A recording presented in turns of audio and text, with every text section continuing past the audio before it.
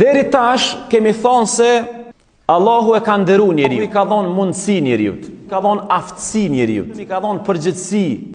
Këtë deri këtu jemi dakord. E pse mas tana këtyne ka thonë o khuliqal insanu dhaifa, njeriu është i krijuar i dopt.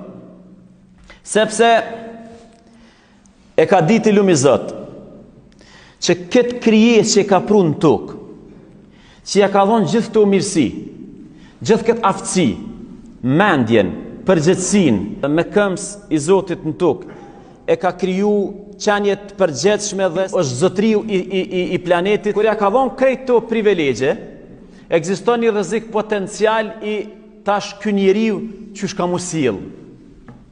Dhe rreziku që del prej gjitha këtyne mirësive që ja ka dhonë Zoti njeriut, ekziston një rrezik i madh. A dini cili është ai?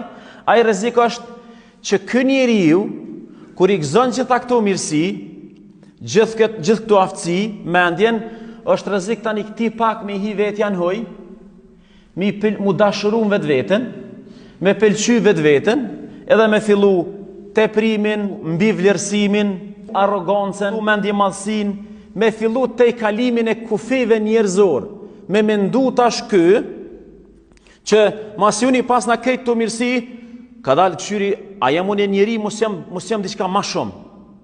Dhe këtu është momenti kur njeri mund me huq në këtë botë, kur ai fillon me mendu se është ma shumë se njeri. Dhe këtu vjen shprehje që Kurani fisnik nuk ja kujton njeriu se ai është i dopt për ta nënçmu.